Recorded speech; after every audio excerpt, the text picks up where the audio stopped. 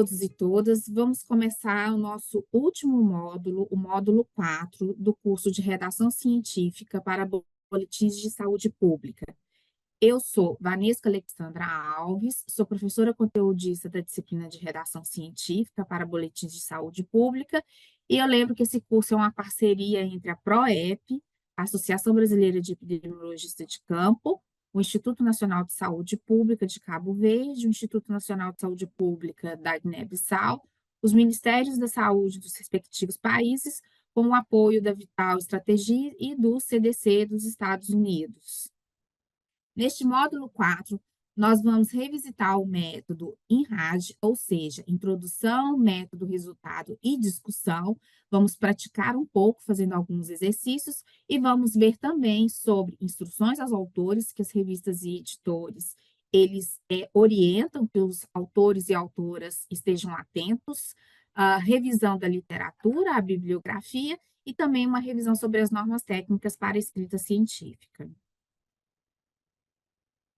O referencial bibliográfico deste módulo, ele continua sendo o material do CDC, o Workshop de Redação para Boletins de Saúde Pública.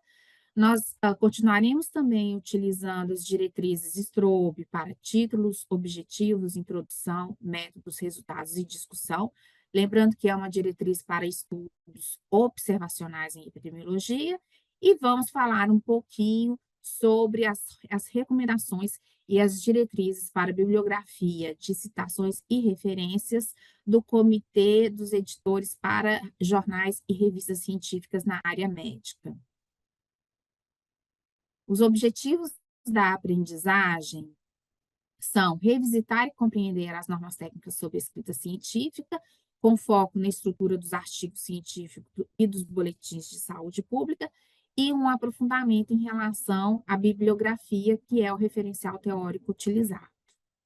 As competências que eu espero que vocês desenvolvam ao assistir este módulo é aprender um pouco mais sobre a estrutura básica de manuscritos científicos, ou seja, artigos e textos para boletins de saúde pública, com foco na revisão da literatura científica e também na bibliografia através do estilo ou das normas de Vancouver.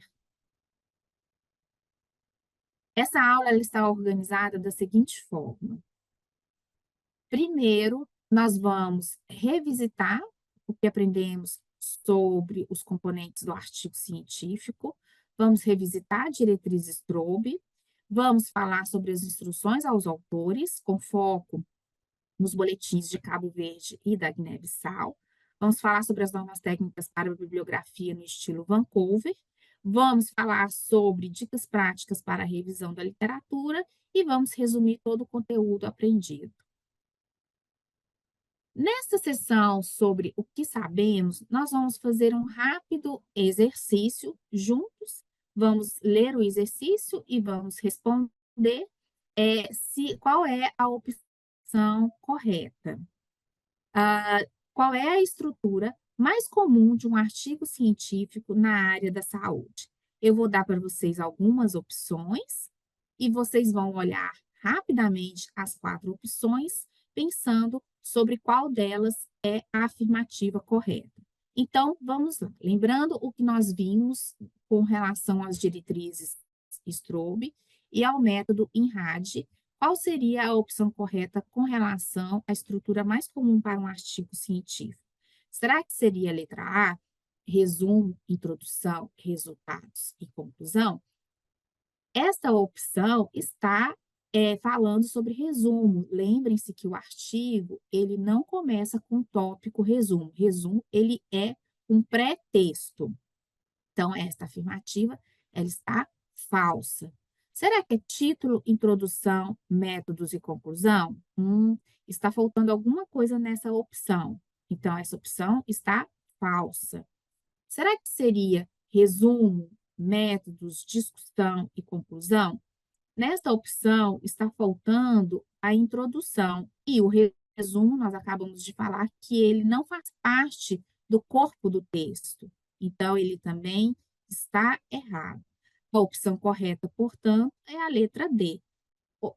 Qual é a estrutura mais comum de um artigo científico? É aquela constituída de introdução, métodos, resultados e discussão, ou seja, a estrutura IMRAD ou INRAD é a mais comumente utilizada em artigos científicos na área da saúde. Essa estrutura facilita a compreensão e a avaliação crítica do trabalho realizado. Vamos fazer agora uma questão sobre métodos. Qual é a função principal da seção de métodos em um artigo científico? Nós temos aqui 4 opções. Vamos fazer juntos?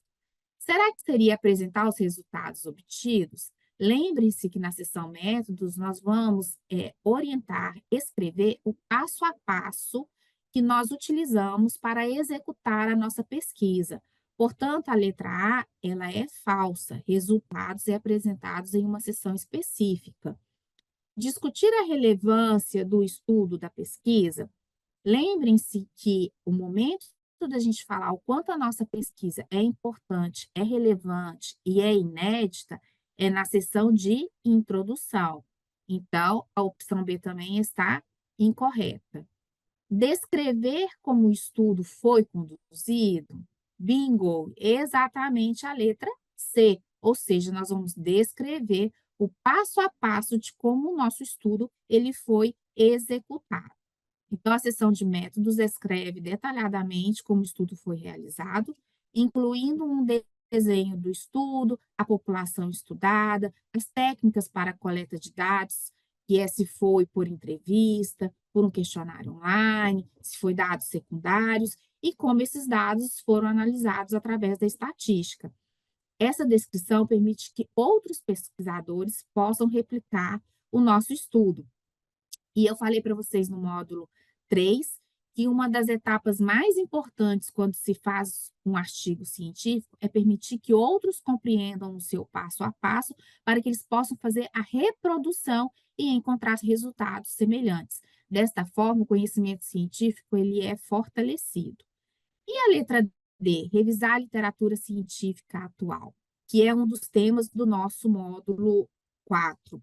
A revisão da literatura, ela é uma seção que ela é utilizada na introdução para justificar o porquê o nosso estudo ele é importante, ele é relevante, e ela também é utilizada na seção de discussão, onde a gente vai confrontar os resultados da nossa pesquisa com o que a literatura diz sobre eles. Então, vamos fazer agora um exercício sobre a seção de resultados. Qual deve ser incluído na seção de resultados de um artigo? O que deve ser incluído na seção de resultados de um artigo científico? A interpretação dos dados, essa questão, ela está incorreta, porque a interpretação dos dados nós fazemos na seção de métodos, onde nós vamos dizer quais as variáveis nós vamos utilizar, como elas vão ser analisadas, o que nós vamos interpretar nos resultados são os nossos achados.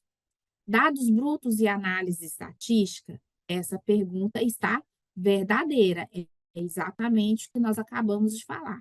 Nós vamos analisar os dados brutos e vamos trazer esses resultados para a seção de resultados. Então, a seção de resultados, ela deve apresentar os dados coletados e as análises estatísticas realizadas, sem interpretar ou discutir, porque isso vai ser feito na seção de discussão. A interpretação e discussão são reservados para a sessão de discussão. Nós vamos fazer uso da literatura científica? Também não. O uso da literatura científica é feita na sessão de introdução e de discussão. Vamos fazer sugestões para novas pesquisas? Também não. Essa sessão de sugestões para novas pesquisas é feita no componente da discussão. E agora falando sobre a discussão. Qual das seguintes afirmações sobre a sessão de discussão ela é verdadeira? Deve apenas repetir os resultados apresentados? Não, não faz o menor sentido você ir para a discussão repetindo o que você já colocou na sessão de resultados. Aqui você vai trazer os seus dados dos resultados e discutir à luz da literatura científica. Deve introduzir novas análises estatísticas? Não. Deve-se respeitar o que foi colocado na seção de métodos e apresentado na seção de resultados. Deve fornecer uma revisão detalhada da metodologia? Também não. A gente não vai repetir o passo a passo que nós utilizamos para executar a nossa pesquisa. A discussão, ela é uma sessão, como nós falamos no módulo passado, exclusivo para discutir os resultados à luz de outros estudos. Assim, a letra D é a verdadeira. Deve comparar os resultados com estudos anteriores e discutir as suas implicações.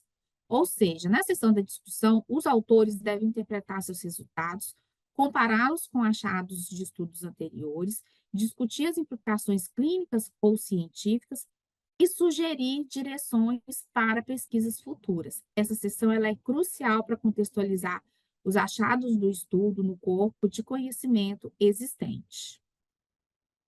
Bom, feita essa rápida revisão, a gente vai falar um pouquinho das diretrizes Strobe, que é utilizada por muitas revistas científicas, que nós falamos no módulo 2 e no módulo 3, e que muitos editores de boletins de saúde pública também utilizam.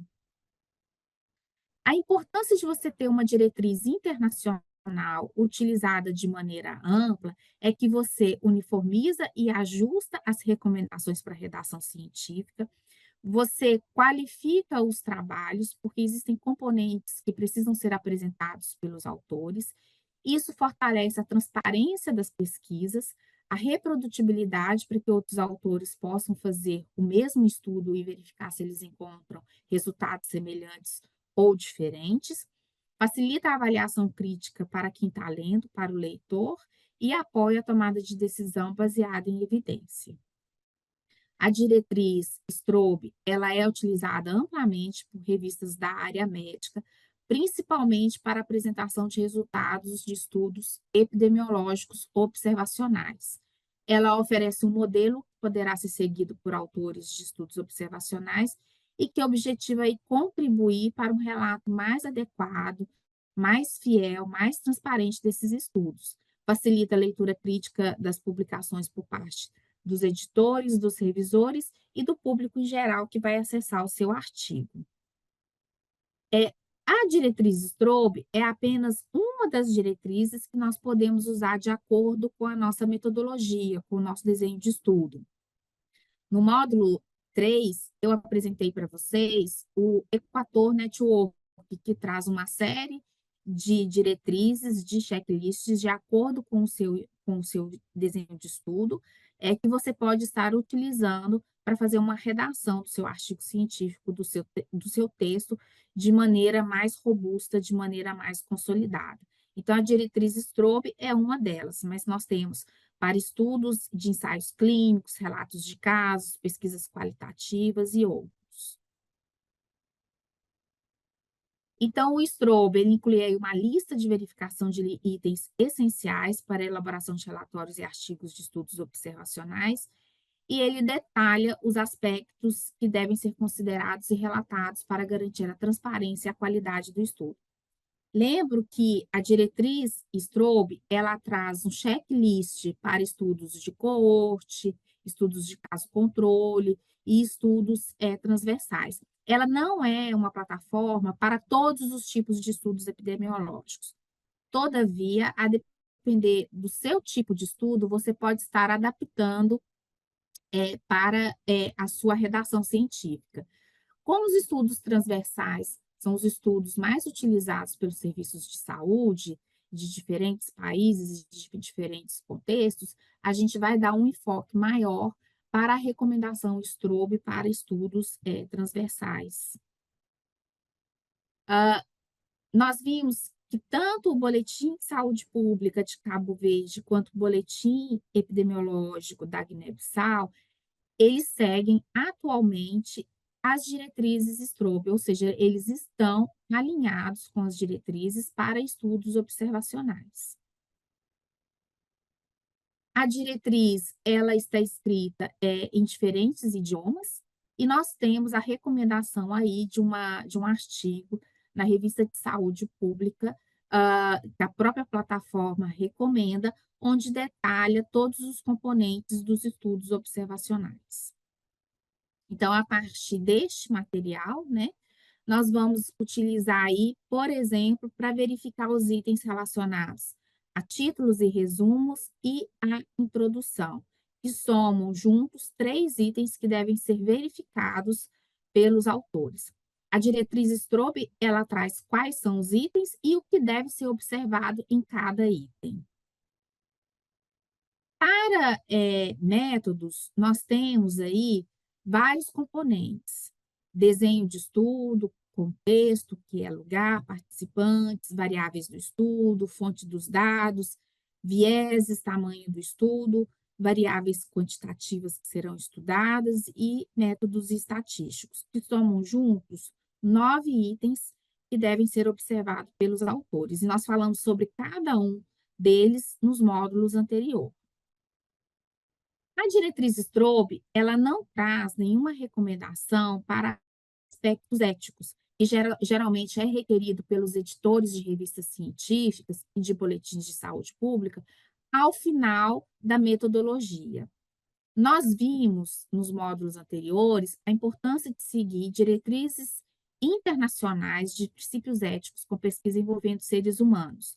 Foi sugerido a leitura, né, e o estudo da diretriz da OMS, que é uma diretriz recente, diretrizes internacionais para pesquisas relacionadas com saúde envolvendo seres humanos.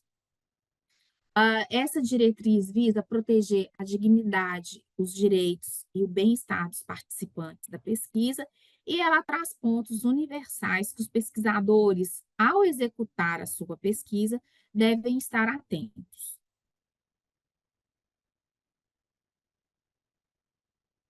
Entre estes pontos está o consentimento informado por escrito, ou seja, é preciso assegurar que os participantes eles tenham tido acesso a esse documento, que é o consentimento, permitindo que eles participem da pesquisa.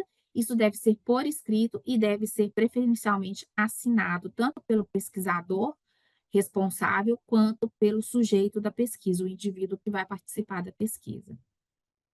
A pesquisa deve garantir beneficência e não maleficência, ou seja, a pesquisa deve maximizar os possíveis benefícios para os participantes e para a sociedade, e a pesquisa ela deve minimizar os possíveis danos físicos, psicológicos e sociais ao participante. Outro ponto que os pesquisadores devem estar atentos é de assegurar a justiça, bem como o respeito pela autonomia do participante e a proteção de populações vulneráveis. Ou seja, os sujeitos eles devem ter o direito de sair do estudo no momento que eles quiserem e também de receberem informações sobre resultados da pesquisa realizada.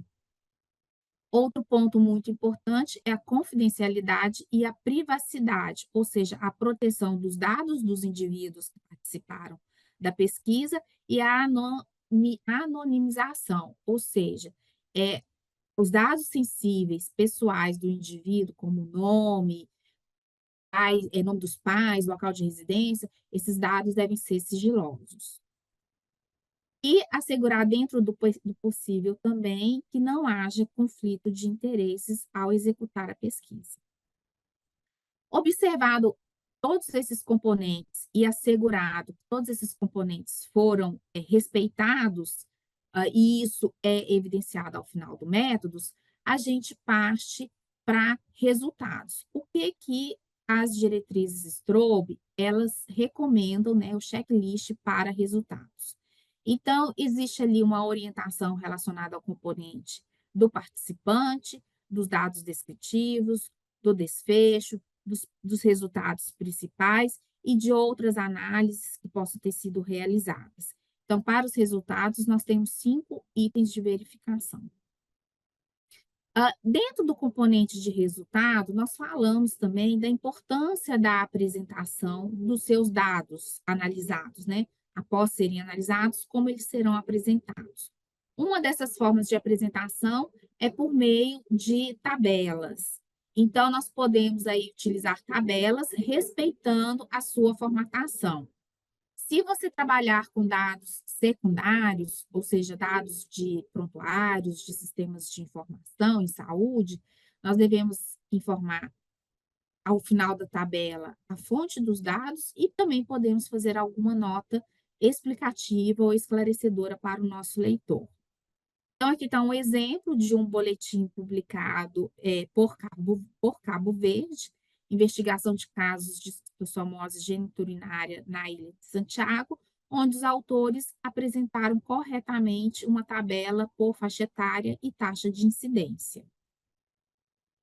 Outra forma de apresentação de dados que nós já vimos são os gráficos, muito importantes e muito úteis, desde que também respeitadas as orientações para a construção de gráficos, como título, legenda, título dos eixos, fontes.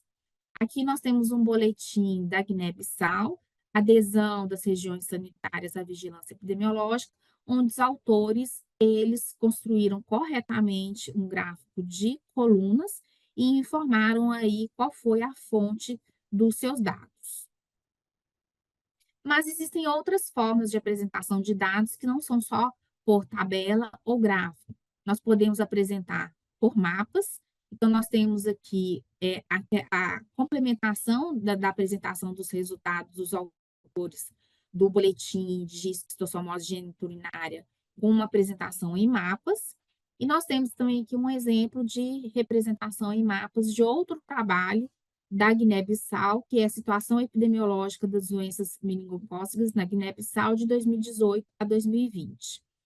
Além de tabelas, gráficos e mapas, nós podemos utilizar outras formas de apresentação, como foi feito nesse relato de caso de tuberculose multiresistente de Cabo Verde, onde os autores trouxeram uma linha do tempo do caso, que vai desde fevereiro de 2022 até agosto de 2023, é uma figura muito bem feita, muito bem desenhada, ressaltando aí os pontos mais importantes em cada momento do tempo na investigação desse caso, e eles complementam com imagens de raio-x.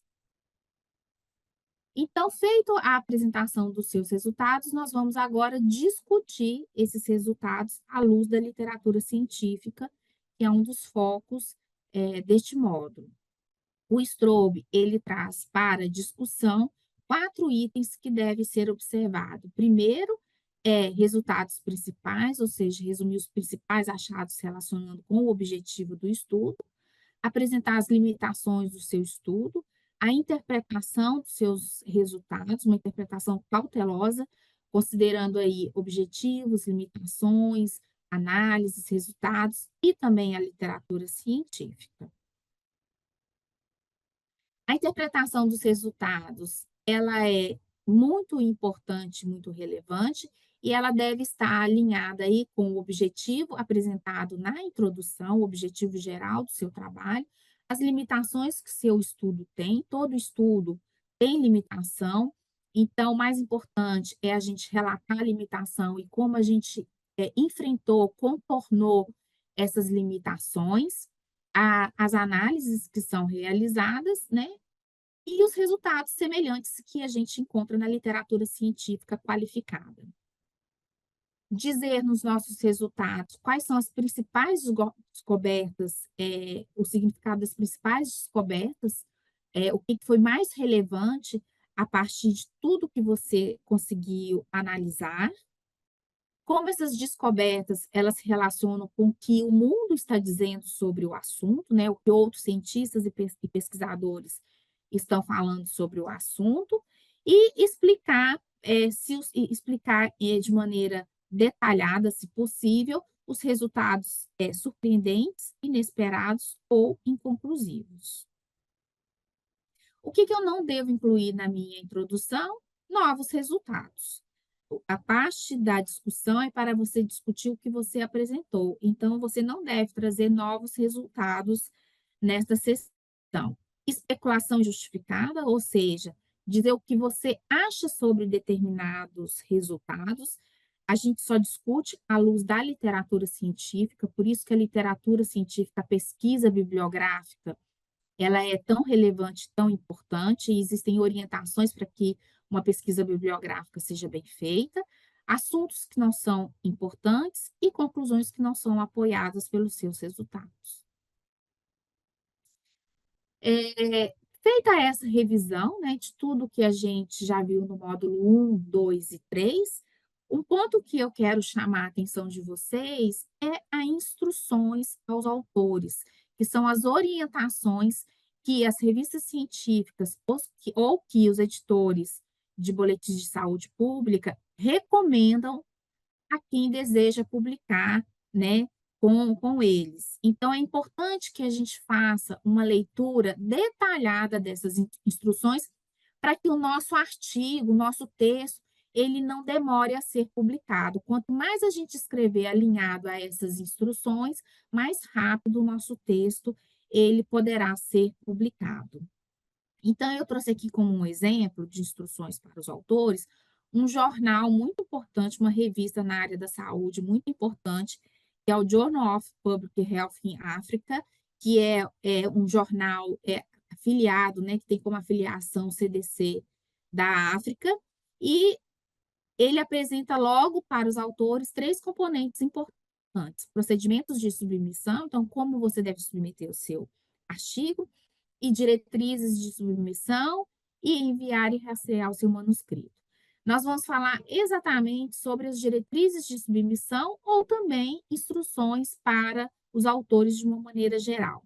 No caso desta revista, ela traz de maneira online, não é um arquivo em PDF, é de maneira online, tanto o tipo de artigo, para você tentar identificar se o seu artigo se qualifica, os requisitos de formatação, e a lista de verificação de envio e outros pontos que são importantes.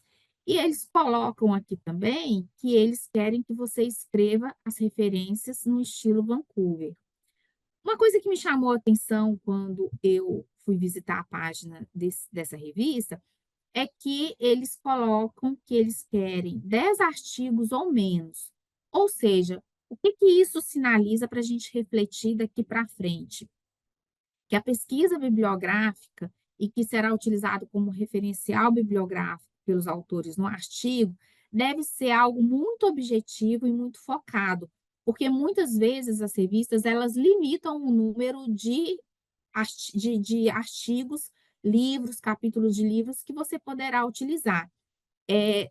Na minha experiência, eu vejo as revistas limitando muito em 20 ou 30 bibliografias. Então, é importante que a gente esteja bastante focado, porque nem tudo que a gente vai encontrar na literatura científica que a gente vai ler, a gente vai poder utilizar no nosso artigo, porque o artigo ele é realmente um material mais objetivo e mais sucinto. E o estilo de referência que eles pedem é o de Vancouver.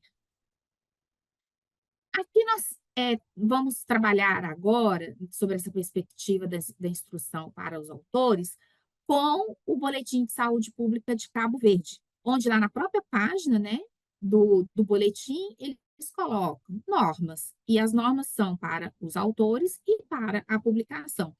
Então, é fundamental que a gente faça uma leitura cuidadosa e detalhada dessas orientações para que a gente possa ter um sucesso mais oportuno na publicação.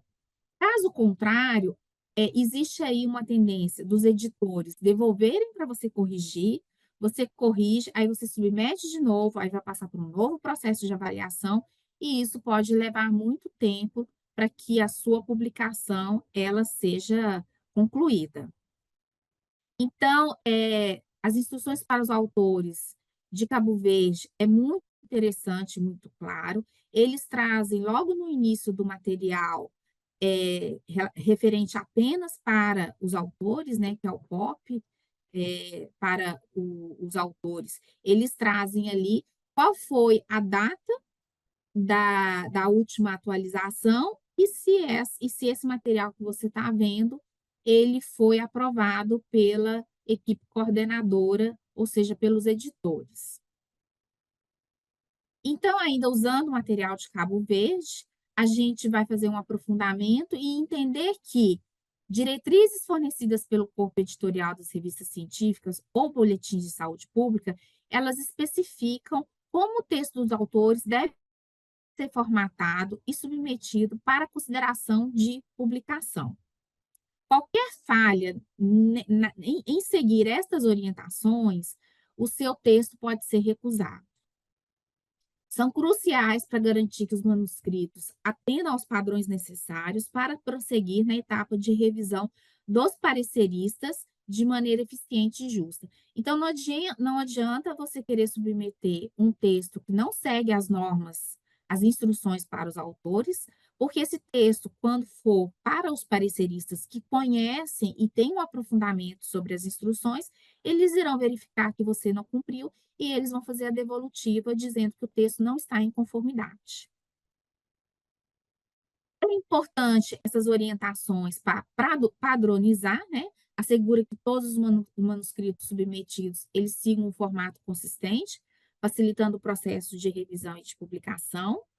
Eles garantem a eficiência, ou seja, ajudam a evitar os atrasos causados pela necessidade de reformatar manuscritos que não atendem aos requisitos da revista. Eles garantem a qualidade, porque eles promovem a submissão de manuscritos bem preparados, aumentam a qualidade geral das submissões. Essas instruções para os autores, eles têm, além, por exemplo, das recomendações Strobe, né, do checklist de Strobe, do referencial teórico estar em Vancouver, eles trazem outras informações complementares, como você deve fazer a capa do seu artigo, qual documento você deve preencher para fazer a submissão, qual plataforma você vai ter que submeter. Então, essas instruções para os autores, elas são bem amplas e bem completas, no sentido não só de facilitar a vida de quem vai publicar, mas também de facilitar de quem vai avaliar e também a dos editores que vão publicar. Então, garantem aí padronização, eficiência, qualidade, eles garantem a transparência, porque fornecem informações claras para todo mundo que quer publicar naquela revista ou naquele boletim, sobre os processos de submissão, revisão e publicação, incluindo critérios de aceitação, políticas éticas e diretrizes de conflito de interesse. As instruções para os autores traz transparência no processo, porque quando você conhece, você sabe exatamente o porquê que seu artigo foi aceito ou porquê que seu artigo foi recusado.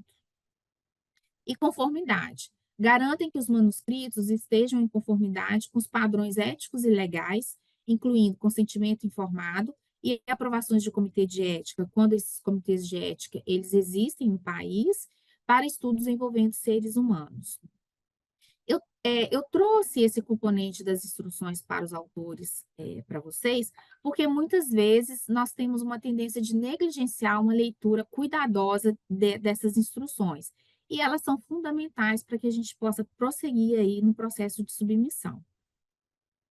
Bom, ainda no material de Cabo Verde, do Boletim de Saúde de Cabo Verde, eles também colocam lá os tipos, as categorias de manuscritos que eles desejam e que eles aceitam publicar no boletim. Então, tem lá artigos de pesquisa original, revisões, que tipo de revisões são essas, artigos sobre políticas de saúde, relatos de casos, editoriais. E perceba uma coisa muito importante que aparece nas instruções para os autores, que é o tamanho do seu texto, o quanto você pode ou não escrever. Tem editores que apresentam para os autores em termos de palavras. Então, para eu escrever um artigo original para o Boletim de Saúde Pública de Cabo Verde, ele deve ter no máximo 3.500 palavras. Já tem editores que apresentam número de caracteres, tem editores que apresentam tamanho, as laudas, ou seja, as folhas, né, número de folhas que você pode apresentar. Lembrando que a gente tem um processo de formatação também, de tamanho de fonte, de tipo de letra, de margens. Tudo isso pode influenciar quando os editores eles colocam laudas ou eles colocam caracteres. No caso aqui, limite de palavras, o que vai ser contado pelos editores quando receberem a sua proposta, e se você está dentro desse limite ou não. E isso varia de acordo com a categoria do manuscrito.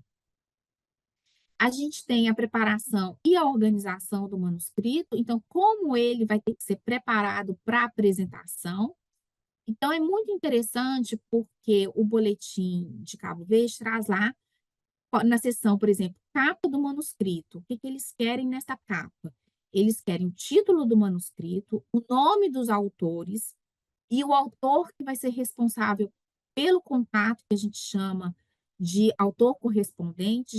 Geralmente, ele é o primeiro autor, é aquele autor que, quando alguém tiver dúvidas com o seu trabalho, lendo o seu trabalho, vai escrever um e-mail para que você possa apoiá-lo e esclarecer as dúvidas que ele tem. Então, o autor correspondente, ele é um indivíduo muito importante na lista de autores do texto. O seu resumo em idiomas, né? No caso de Cabo Verde, eles pedem em português e em inglês, o abstract, mas aqui no Brasil nós temos, às vezes, alguns periódicos que pedem em espanhol também, dada a relevância do espanhol aqui na nossa área geográfica, na América Latina, e eles trazem aí o corpo do manuscrito, o que que deve ter no seu manuscrito mesmo. A introdução, métodos, resultado, discussão e conclusão. E eles complementam com onde você deve trazer ainda neste corpo do manuscrito as limitações do seu estudo e também as recomendações. E em recomendações, eles colocam, eles orientam e informam para os leitores que não é um item obrigatório, é um item opcional. E tem a sessão final, que é a sessão que encerra o material que você vai preparar para mandar para a submissão, que é a declaração de conflitos de interesse, a declaração de fontes de financiamento, os agradecimentos e, por fim, as referências que você utilizou na redação do seu artigo. Eles colocam um componente de outros elementos, onde eles orientam sobre anexos e também sobre figuras e tabelas. Então, é um material bastante completo, bastante claro, bastante robusto, que esclarece e orienta aí os autores que têm interesse em publicar. E eles complementam com um guia para a formatação do manuscrito. O que é esse guia? Esse guia vai falar de outras coisas, como, por exemplo, o formato do arquivo, qual é a linguagem ou idioma que você pode escrever o seu texto. Tem revistas hoje que, mesmo nacionais, querem que os autores escrevam em inglês, e muitas vezes eles pedem que esse texto em inglês ele passe por uma validação da sua tradução, pontuação e gramática, numeração e paginação, abreviaturas, notas de rodapé, estilo de referências, cabeçalhos e títulos, layout, espaçamento, fonte, que é um componente muito importante, unidade de medidas, entre outros. Existem alguns tópicos aí que, se eu não me engano, a unidade de medicamentos, eles esclarecem, por exemplo, que não aceitam o nome de medicamentos comerciais, apenas o nome farmacêutico, né, farmacológico. E, por fim, nós temos aí o estilo de referências. Então, a partir do momento que a gente já leu as instruções para os autores, entendeu o que os editores querem que nós façamos, nós conhecemos a estrutura do artigo científico, nós vamos agora falar sobre as referências, que é um componente extremamente importante quando você está construindo seu texto. E o estilo de referência, pelo que vocês viram até aqui, a gente tem falado bastante do estilo Vancouver, que é um dos estilos mais utilizados no mundo para textos na área da saúde ou na área médica. Então, nós vamos falar agora sobre normas técnicas para bibliografia com foco no estilo Vancouver. Vancouver é um dos estilos mais utilizados e recomendados por editores no mundo, Mas nós temos outros estilos para referências bibliográficas que também são utilizadas por revistas importantes. Então, é importante que, ao ler as instruções para os autores, você veja o que, que os editores querem com relação às normas, ao estilo das referências bibliográficas, porque existe diferenças entre os estilos. Então, ao submeter um artigo a uma revista específica, é essencial verificar as diretrizes de submissão da revista para assegurar que o estilo de citação esteja em conformidade com os requisitos especificados. Dos estilos mais comuns que nós temos na área médica, nós temos a APA, que é utilizado frequentemente em psicologia e ciências sociais, AMA, que é comum em publicações médicas e científicas, Harvard, que é utilizado em várias disciplinas, inclusive na medicina, e Chicago, que é uma outra variação de estilo que é utilizada em várias áreas, em diferentes áreas. O que a gente vai falar agora é sobre Vancouver, né?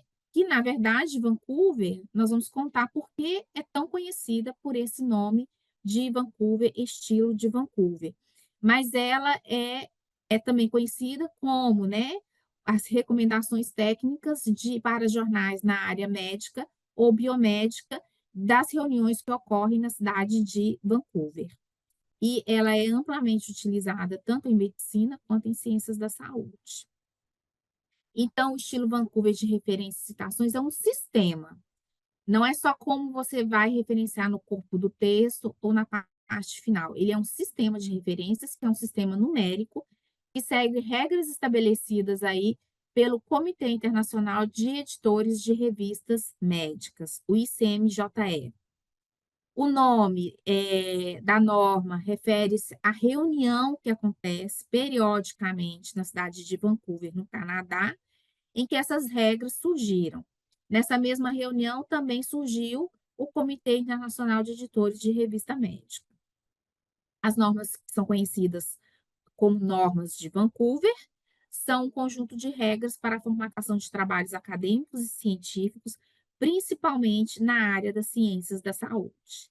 Aí eu trouxe para vocês um pouco sobre a localização da cidade de Vancouver. Ela é próxima ali na divisa com os Estados Unidos da América. É uma das maiores cidades, maiores metrópoles no Canadá. E lá o Comitê de Editores de Revistas Médicas, eles se reúnem desde 78, quando eles desenvolveram essa normatização não só para a redação, mas também para a bibliografia, para o referencial teórico. Houve a necessidade, né, naquele momento, de se padronizar, porque cada revista, em cada parte do mundo, cada autor fazia de uma forma e muitas vezes de maneira incompleta, não permitindo que quem lesse o artigo identificasse qual foi o referencial teórico utilizado, e essa necessidade de padronização, de normatização, ela surge na década de 70 e ela é aperfeiçoada frequentemente, constantemente, por esse grupo de editores da área médica, de revistas da área médica. O site oficial, quando a gente procura sobre as normativas de Vancouver, eles são a Biblioteca Nacional de Medicina dos Estados Unidos. Lá a gente encontra a última edição dessas normatizações e a última atualização, teve uma atualização em 2015. E o material completo, ele é um material que tem mais de 1.690 páginas. Então, eu estou lá escrevendo o meu artigo, quero saber como referenciar no texto, no corpo do texto e como colocar nas referências bibliográficas, e eu vou consultar um material de 1.690 páginas. Obviamente que não, né? Esse é um material mais completo, mais robusto, mas nós temos outros materiais, inclusive virtuais, na mesma biblioteca, que a gente pode estar acessando aí de acordo com aquilo que a gente está pesquisando. Então, eu quero referenciar um capítulo de livro, eu quero referenciar um livro, eu quero referenciar uma política, uma lei. Então, ali eles orientam de maneira mais fácil e mais acessível, sem necessidade de você ir no material original. É, existem também outras formas de você acessar essas mesmas normativas. Mas, de toda forma, ainda na Biblioteca Nacional de Medicina dos Estados Unidos, a gente percebe, por exemplo, que eles orientam mais amplamente com relação a artigos. Então, eu li um artigo e eu quero citar este artigo no meu trabalho. Então, ele tem ali o tópico só de artigos, de periódicos. Só quero reforçar que essa página ela está traduzida pelo Google Tradutor para facilitar a nossa compreensão, mas vocês podem ter acesso acessando o link na página original. E aí, nós temos só para artigos, que também ele te linka ali se você tem um artigo da revista física ou artigo online, que está disponível na internet. E eu tenho aqui 3 opções diferentes relacionadas a artigos. Então, referenciar um artigo no meu texto, no meu trabalho, não é algo tão simples. É algo que requer bastante cuidado, atenção, para que as informações estejam ali completas, de tal forma que o meu leitor, ao ler o meu trabalho científico, ele consiga acessar os artigos originais que eu utilizei na minha introdução ou na minha discussão. Então, nós vamos chamar a partir de agora, né, as normas definidas por esse comitê de editores de revista médica de Vancouver, que é como nós falamos sobre essas normas, mas vocês agora já sabem, né? Essas normas elas nascem da reunião deste comitê na cidade de Vancouver e elas são amplamente utilizadas nas ciências da saúde e também na área biomédica. É um sistema de citação numérico que envolve a inclusão de números ou entre colchetes ou subscrito, mas eu já adianto para vocês que, em comparação a outras normas, a gente deve ter cuidado, porque pode haver outras orientações de apresentação numérica, como entre parênteses. O mais comum é subscrito, corresponde a uma lista numerada de referências no final do documento. Então, é, você vai numerar de acordo de como aquela referência que você está utilizando aparece no seu texto. Então, se ela aparece pela primeira vez, ela vai ser a número 1, e se ela aparece por último, ela vai ser numerada como a última referência. O objetivo é padronizar a citação de diferentes fontes e garantir a clareza e a consistência na apresentação das referências bibliográficas. Então, nós vamos utilizar aqui,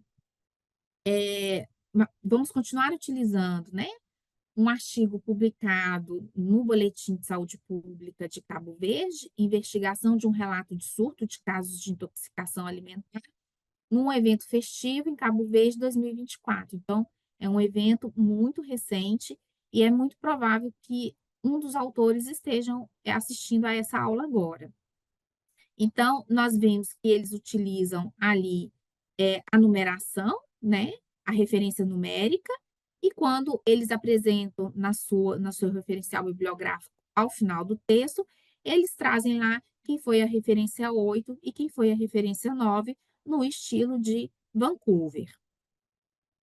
O artigo que nós temos trabalhado desde o módulo 1, o artigo de tendência temporal da mortalidade por doenças respiratórias infecciosas na infância em Minas Gerais, de 2000 e 2020, também utiliza fortemente o estilo de Vancouver. Nós vimos na discussão, por exemplo, que as numerações que aparecem são também referenciadas ao final do texto. Então, nós temos na discussão os autores mencionando as referências 16 a 19, em 2 momentos distintos, e isso aparece ao final do texto na mesma ordem. Vamos trabalhar um pouco agora para entender melhor como fazer a parte de referências bibliográficas, a citação dos artigos e dos materiais bibliográficos diversos que eu estou utilizando, da maneira correta no estilo de Vancouver. Vamos pegar aí, olha, essa referência 17 e vamos analisar. A primeira recomendação por Vancouver é que, com relação ao nome dos autores, se você vai citar um artigo ou um material bibliográfico com mais de 6 autores, que você use o et al. Até 6 autores, você escreve o nome de todos eles. Mais que 6 autores, a gente usa essa abreviação et al. Então, a referência 17, ela faz isso da maneira correta, onde nós observamos que os autores, eles utilizam o et al. Porque é um artigo com mais de 6 autores. Eu gostaria que vocês fossem observando como é escrito o nome dos autores, o título do artigo, a revista, o ano, porque a gente vai trabalhar tudo isso a partir de agora.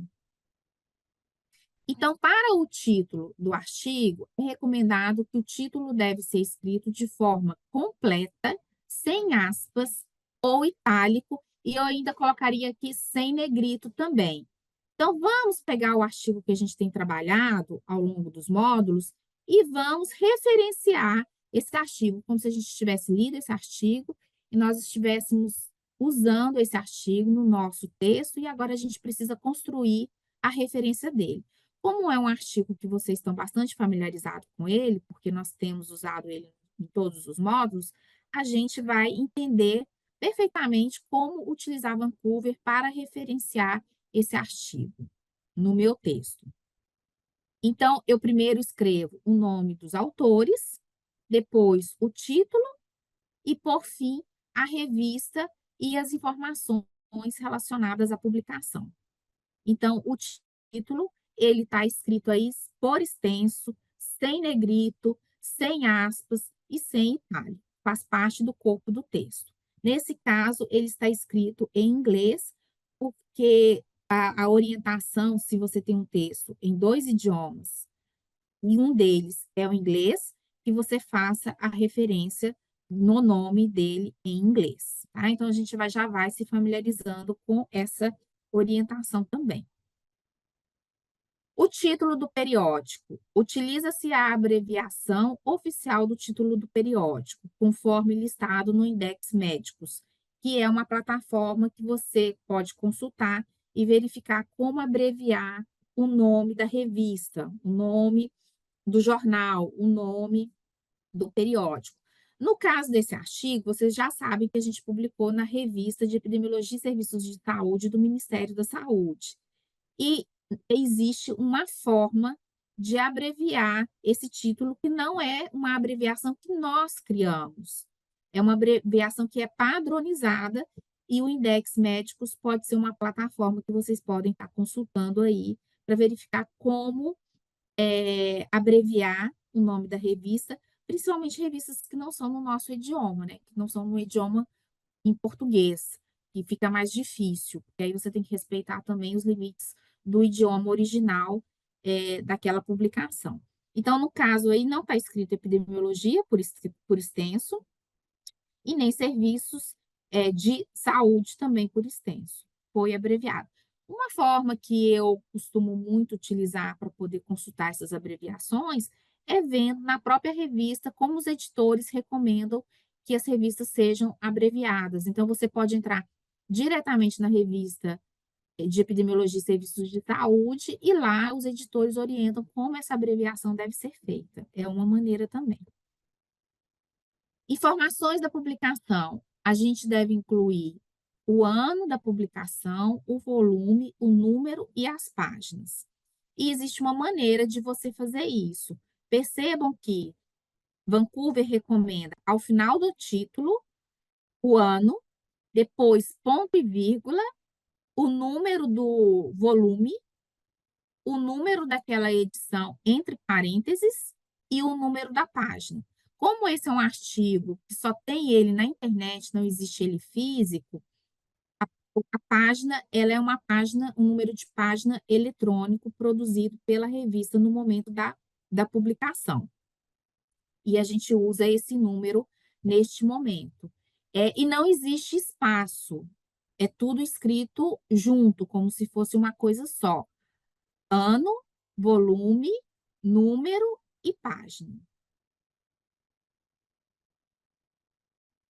E os livros? Então, eu vou escrever os artigos dessa forma, mas enquanto eu quiser utilizar um livro, eu utilizei vários capítulos do mesmo livro na minha discussão.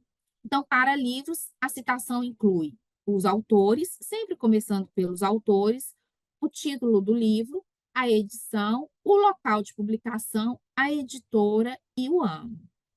Então, aqui eu trouxe um exemplo para vocês, onde, seguindo essa ordem, nós temos aí a apresentação dos autores, em negrito, o título do livro, em azul, a edição, em vermelho, o local da publicação e a editora, e, por fim, o ano da publicação em verde. Começam a perceber também como é escrito o nome dos autores. Começa com o último sobrenome e as iniciais do primeiro nome e o nome subsequente que o autor ele tiver, sem ponto, de forma direta, e os nomes são separados por vírgula. Muitos podem pensar que existe um exagero de informação quando a gente tem que detalhar, né, com tantas coisas aí, com tantos dados, uma bibliografia que eu estou utilizando. Qual é o propósito, de ter um referencial bibliográfico consistente e claro? É que as pessoas, os leitores que terem acesso ao seu trabalho técnico e tiverem interesse num aprofundamento em relação ao que você pesquisou e ao que você utilizou na sua discussão, eles poderão facilmente acessar essa bibliografia ou de maneira virtual, se ela for disponibilizada na internet, ou de maneira física, ele vai saber que um livro, ele não é um livro digital, ele é um livro físico e da maneira que você está apresentando aí no seu referencial. Capítulos de livros. Então, eu posso também utilizar apenas um capítulo daquele livro de um livro qualquer, que eu achei interessante, mas que, porém, somente um capítulo foi utilizado na minha discussão. Então, para capítulos, a gente sempre começa com os autores desse capítulo, o título do capítulo, mas é importante também colocar o título do livro, as edições, a cidade de publicação, a editora, o ano da publicação e as páginas iniciais e finais de cada capítulo. Então, aqui eu trouxe um outro exemplo para vocês, onde a gente vai ver cada um desses componentes que eu acabei de falar. As cores vão sinalizar os componentes. Então, eu tenho ali em verde os autores, em azul o título do capítulo, depois seguido o nome dos organizadores do livro ou dos autores do livro, ou dos editores do livro. Por fim, o título do livro e a edição, a cidade, a editora e o ano de publicação e onde este capítulo está localizado dentro do livro. E o material que está na internet, o material online, como a gente faz? Eles seguem as mesmas regras que são aplicadas aos artigos em formato impresso, com algumas informações adicionais. O primeiro que a gente vai incluir, internet, para que o leitor saiba que esse material está disponibilizado na internet. Depois, a gente vai escrever da mesma forma, né? Título do artigo, identificando que o documento foi consultado, a data da citação e o endereço eletrônico. Essas informações são adicionadas à referência devido às diferenças de apresentação de artigos na internet, que permitem atualizações e modificações no conteúdo publicado em relação aos artigos físicos, das revistas físicas. Não faça referência ao artigo impresso quando esse existir, se o que você consultou é a versão eletrônica. Então, eu tenho lá uma revista que ela tem tanto na internet quanto ela é física. Você vai citar exatamente o material que você consultou. Se você consultou só aquele artigo que está na internet, você vai citar como internet. Se você consultou o artigo físico na revista física, você vai citar na revista física sem a informação de internet. Então, o material online, os artigos, né, que é o que a gente mais consulta online, a gente vai ter, então, os autores, sempre começando com os autores, o título do periódico abreviado, se foi na internet ou não, a data da publicação, a data da citação, que é a data que você consultou, o volume, o número e a página, e colocar o endereço da internet que você encontrou este artigo. Então, a gente tem aqui um exemplo, está bastante poluído dessa forma, mas a gente vai agora, com as cores, conseguir identificar principalmente onde eu coloco as informações relacionadas ao acesso do material na internet. Então, está lá o nome da revista, seguida da palavra internet, a data que eu consultei e o endereço eletrônico de onde eu acessei este artigo, tá? Então, a diferença da citação física para a internet é que na internet a gente tem que colocar, além da palavra internet, a data que nós consultamos e o endereço. A data ela é importante porque se a revista fizer um reajuste desse artigo no futuro, as pessoas sabem que você olhou naquela data, naquele ano em especial. Então, se houver alguma modificação futura, a sua citação não fica comprometida porque você colocou a data. Existem várias páginas, principalmente aqui no Brasil, onde eles traduzem toda essa normativa de Vancouver em português. Nós temos aqui no Brasil universidades muito renomadas, muito reconhecidas, e elas trazem orientações para os universitários, para os cientistas, acessarem as normas de Vancouver em português e muitas vezes em português e explicadas, para que a gente não fique com dúvida. Essa aqui é uma página que eu recomendo para vocês, que é da Universidade Federal do Rio Grande do Sul, que é uma das melhores universidades que a gente tem, onde eles trazem as normas de Vancouver resumidas em português. E você pode acessar o material e ali você pode colocar qual é o tipo de material que você tem e como você deve referenciar. E nós temos aqui pela USP, esse é um material que eu particularmente gosto muito e eu trouxe para vocês. É um material extremamente completo, que é um guia de elaboração de referências nas normativas de Vancouver. A USP é uma das melhores universidades brasileiras. E a gente tem aqui um material que foi recentemente atualizado, e aí vocês podem estar acessando todos eles online. Eu pesquisei, eu tenho 30 artigos. Como é que eu vou organizar esses artigos? Será que existe uma maneira mais fácil de eu organizar esses artigos? Uma maneira mais prática? E se eu continuar fazendo trabalho na mesma linha, eu vou ter que sempre ficar reescrevendo as minhas citações, as minhas referências bibliográficas?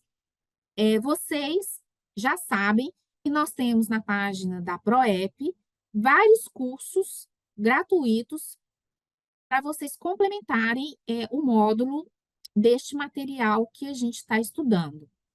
Um desses cursos gratuitos, e bastante importante e relevante, que eu recomendo muito, além, lógico, do de geoprocessamento em saúde, do EPInfo, é o Zotero. O Zotero, ele é um organizador de referências online, é um aplicativo, né, de referências, de organização de referências bibliográficas. Ele dialoga com várias páginas como PubMed, Cielo, e ele organiza para você, não só como se fosse uma biblioteca de referências bibliográficas para você, ele coloca no formato que você precisa citar no seu artigo, e ele complementa e organiza isso com o tempo. Então, você não perde o que você está fazendo. Esse curso do Zotero, ele é um curso que está aberto ainda, ele é um curso que você consegue fazer ele em poucas horas, é um curso introdutório, mas já vai te apoiar a entender a ferramenta e a aplicar e utilizar a ferramenta na construção dos seus artigos científicos. E eu deixo aqui como uma forte recomendação para vocês aprenderem Zotero. Não falarei do Zotero, porque nós temos aí o curso gratuito de acesso público, para que vocês possam fazer no tempo de vocês. Lembrando que quando você faz a inscrição e entra no curso, você tem 30 dias para concluir o curso e ganha aí um certificado de 4 horas concluindo todas as etapas. Então, vamos praticar um pouco o que nós vimos sobre Vancouver, e eu gostaria que vocês falassem se a citação que eu vou colocar, ela está verdadeira ou ela está falsa. Então, será que a citação a seguir, Silva J.R. Souza AB, estudo sobre a eficácia de um novo tratamento, Revista Brasileira de Saúde, 2020, 15, 3, 123, 130, está correto? Dentro do que a gente falou sobre como escrever o nome dos autores, escrever o título do artigo, ou do capítulo de livro, né? Mas nesse caso aí é um artigo científico. O nome da revista, dizer o ano, o volume e a página está correto? Neste caso aí, eu vou detalhar para vocês separadamente para que vocês possam conseguir visualizar mais rapidamente. Então, a gente tem aí os autores, o título do artigo, o nome da revista, percebam que o nome da revista está abreviado, o ano da publicação, 2020, o volume, que é 5, o número, que é 3, a página inicial e a página final. Será que está certo ou está errado? Obviamente, está corretíssimo. Tudo que a gente aprendeu, que a gente viu até agora, está aí, né? A referência, a citação, ela está no estilo de Vancouver. Os nomes dos autores são seguidos do título do artigo, do nome da revista abreviado, do ano, do volume com o número e das páginas. Então, vamos colocar outro exemplo. Alves W.A. e Marques A.B., estudo descritivo dos casos de abandono do tratamento por tuberculose no Brasil, Revista Brasileira de Saúde, 2024, 52, 3, 123. Vamos separar os componentes para a gente analisar eles da maneira mais prática. Então, o nome dos autores, está o estudo descritivo dos casos de abandono do tratamento por tuberculose no Brasil, que é o título, o nome da revista, abreviado, o ano da publicação, volume, número, página e final. Então, está correto ou está errado? Eu vejo problemas nessa escrita, portanto, está falsa. Mas o que está falso, afinal de contas? O nome dos autores. Percebam que o nome dos autores, eles devem ser listados sem pontos após as iniciais e sem o símbolo do i. Além disso, a vírgula não é utilizada entre os nomes dos autores. Então, qual seria a forma correta da gente reescrever esses nomes aí? Seria assim: Alves W.A., Marques A.B. Simples, sem nenhuma complicação. Quando a gente conhece Vancouver com mais propriedade, a gente percebe que ela não é uma orientação muito complicada. Muito pelo contrário, ela tenta simplificar alguns componentes, como, por exemplo, a escrita do nome dos autores. Vamos ver mais um exemplo? Silvia J.R. Souza AB, estudo sobre a eficácia de um novo tratamento para a malária. Uma revisão sistemática, Revista Brasileira de Saúde. E os dados aí de ano, volume, número e página. Será que está correto? Então, a gente tem aí separadamente os autores, o título do artigo, nome da revista, o ano, o volume, o número e a página inicial e final. O que será que está errado? Vamos ver? Esta citação ela está escrita opa, da maneira falsa. O que é falso nesta redação? O título, por incrível que pareça, está correto. A gente pode ter título e subtítulo sem problema nenhum. O que está errado aí é o nome da revista, que não está abreviada. E aí você faz um artigo, você escreve o nome da revista todo completo, o seu texto está maravilhoso, mas a sua referência ela está toda cheia de problema e você manda e você submete para publicação e apreciação dos editores. Aí, o que, que os editores fazem? Eles devolvem para você porque você não escreveu o nome da revista da maneira correta. Por isso é importante a gente estar atento a todas as instruções para os autores e as diferentes diretrizes que são listadas pelos editores para que a gente tenha um processo mais tranquilo e rápido de submissão. Então, tem que estar o quê? Abreviado. Dicas práticas para a revisão da literatura. Então, eu já pesquisei a literatura, eu estou escrevendo ali, mas existem algumas observações que a gente deve estar atento quando a gente faz uma pesquisa bibliográfica. Então, algumas recomendações.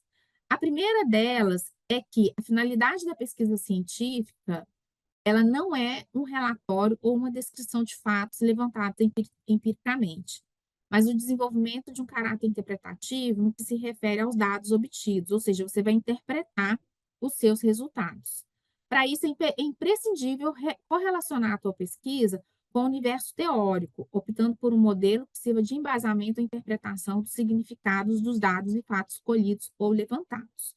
Então, os artigos e os boletins eles devem conter as premissas ou os pressupostos teóricos sobre os quais os autores fundamentam a sua interpretação.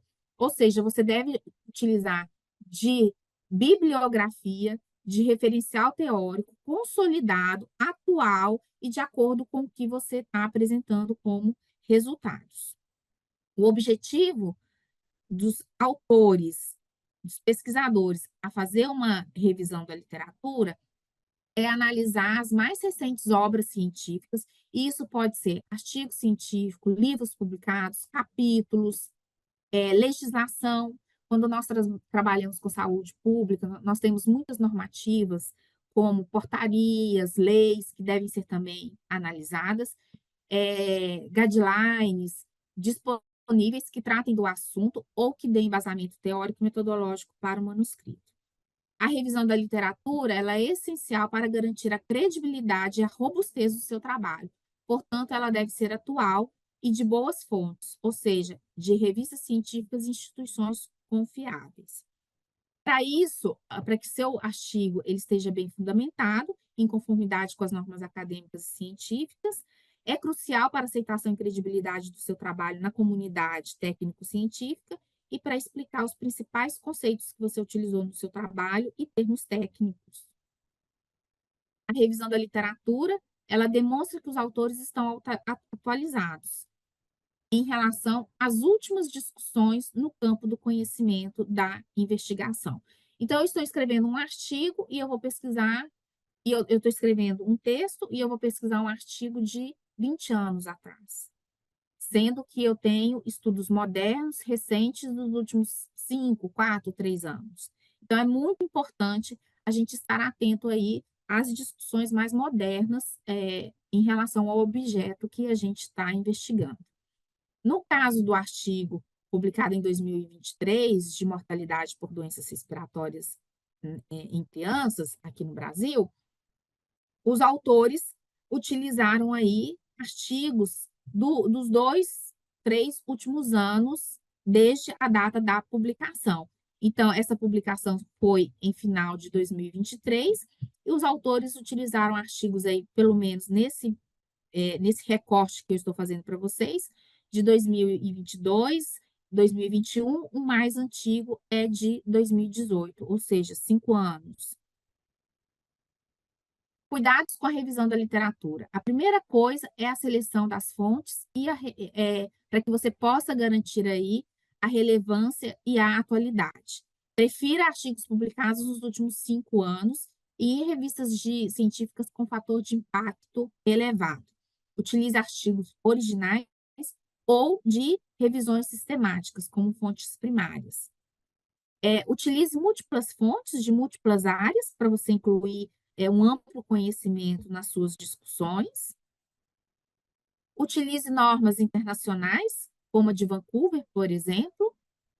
Tenha cuidado com o plágio. Nós falamos sobre o plágio no módulo 3. Então, nós devemos ter cuidado hoje com as facilidades que nós temos em relação às inteligências artificiais para a redação de textos. A gente deve ter um cuidado redobrado para que nosso texto fique qualificado. E a revisão das referências, ou seja, verificar se tudo que você está citando no corpo do seu texto está na sua referência final e que o que você está citando nas suas referências finais está também no corpo do texto. E muito cuidado quando eu estou fazendo pesquisa bibliográfica com as revistas e com as editoras predatórias. A internet, ela é muito vasta, ela é muito ampla, nós temos de tudo na internet e existe uma tendência a nós acharmos que tudo que está em inglês é de boa qualidade científica, quando na verdade pode não ser. Então, o que nós chamamos de revistas ou editoras predatórias são aquelas publicações acadêmicas que exploram o sistema de publicação científica para ganho financeiro, sem oferecer a qualidade editorial e revisão por pares adequada. Como professora e pesquisadora, eu recebo frequentemente e-mails de editoras querendo publicar resumos que eu apresentei em congressos científicos como artigos científicos. E quando eu vou verificar esses convites, quem são essas editoras que estão me convidando? São editoras que estão cobrando aí uma taxa muito alta de publicação e que não vão revisar criticamente o meu texto, vão aceitá-lo na íntegra. Então, quando vocês estiverem neste contexto, vocês podem estar aí diante de uma editora ou de uma revista predatória que quer só publicar para ganhar o seu dinheiro, sem necessariamente garantir a qualidade científica. E da mesma forma, quando a gente faz pesquisa bibliográfica, a gente tem que ter cuidado se a gente não está acessando um material de uma revista predatória ou de uma editora predatória. Geralmente, eles cobram taxas altas dos autores para publicar seus artigos, mas não fornecem os serviços de revisão e de validação científica adequados, comprometendo a integridade da pesquisa publicada. Então, muitas vezes você pode estar com pressa de publicação, você tem um belo trabalho e você publica numa revista desqualificada. Seu trabalho ele vai ficar extremamente comprometido, porque os leitores que verificarem que você utilizou esse mecanismo podem não valorizar cientificamente a sua publicação. Evitar revistas e editoras predatórias é essencial para manter a integridade científica e garantir que a pesquisa de qualidade receba o reconhecimento adequado. Quais são as características das revistas e das editoras predatórias? Primeiro, a cobrança de taxas, né? Então, eles cobram taxas altíssimas e trazem uma série de vantagens para você e de facilidades para você publicar o seu artigo. Eles muitas vezes não deixam claro qual é o processo de revisão que vai ser feito, ou até mesmo esse processo de revisão ele não existe. E a gente sabe que a revisão por pares é uma das metodologias mais seguras de garantir que apenas publicações de qualidade elas vão chegar ao público-alvo. Contatos agressivos, então são muitos convites, muitos e-mails, uma insistência muito grande. E aí a gente tem que ter em mente que as boas revistas científicas, muitas delas cobrando taxas, elas não aceitam facilmente artigos e elas nunca procuram os pesquisadores, ou quase nunca procuram os pesquisadores, para publicação. Quando isso vem num caminho contrário, ou seja, as editoras estão te procurando, não quer dizer que o seu trabalho não é bom, mas você tem que ter uma atenção redobrada, porque pode ser que você esteja aí sendo vítima de um editor ou de uma revista predatória desqualificada, cientificamente falando. Indexação duvidosa, muitas vezes elas afirmam estar indexadas, mas elas não estão. Informações enganosas, elas publicam informações tentando enganar vocês em relação, por exemplo, ao conselho editorial, colocando membros que não fazem parte. E como identificar e evitar? Você pode consultar os seus colegas e até o orientador do seu trabalho, que é uma pessoa mais experiente, que conhece as revistas mais publicadas naquela área, e ele pode estar dizendo para você: olha, eu nunca ouvi falar dessa editora, eu nunca ouvi falar dessa revista, tenha cuidado. Você pode analisar o processo de previsão, verificar se a revista ela descreve claramente seu processo de revisão por pares, se isso está de maneira clara, ou seja, se as instruções para os autores está escrito de maneira detalhada e de forma clara. E você pode verificar a reputação da revista consultando aí aplicativos específicos para identificar revistas predatórias. E mais uma vez, o Zotero pode estar te ajudando a organizar, né, como uma ferramenta de gerenciamento de referências bibliográficas. A partir dessa organização, você identificar ali na sua lista de pesquisa bibliográficas, revistas que possam ser aí predatórias. Então, por fim, o resumo da aula, a gente seguiu aí o sumário, né? E, a partir disso, a gente viu, ao longo desses 4 módulos, a estrutura de um artigo científico, com detalhamento sobre a introdução, sobre os métodos, os resultados, a discussão, o que deve vir em cada um deles. Nós vimos que os boletins de saúde pública de Cabo Verde e da Guiné-Bissau estão alinhados com a diretriz Strobe, então é importante que vocês estudem e conheçam, né, todas as recomendações e itens que devem ser revistos para a construção de um texto adequado. Nós vimos que, no caso do Strobe, a gente tem ele traduzido para o português, então isso facilita o nosso acesso, o nosso conhecimento e a nossa interpretação do que ele traz como recomendações. Nós vimos que as instruções para os autores, elas devem ser claras, elas devem estar presentes nas revistas e nas editoras, e elas devem detalhar como que vai ser, para os autores, como que deve ser escrito o seu texto e qual que é o mecanismo de publicação que o seu texto vai seguir uma vez sendo submetidos. Nós vimos que para Cabo Verde eles têm um instrumento robusto, consistente, que deve ser estudado com atenção por quem tem a intenção de publicar um boletim de saúde pública pelo Instituto Nacional de Saúde Pública, com data, né, da última verificação, e nós vimos que essas instruções para os autores são diretrizes fornecidas pelo corpo editorial das revistas científicas ou dos boletins que especificam aí como o texto dos autores deve ser formatado e submetido para consideração de publicação. E verificar se esses manuscritos eles atendem aos padrões necessários para prosseguir na etapa de revisão por pares.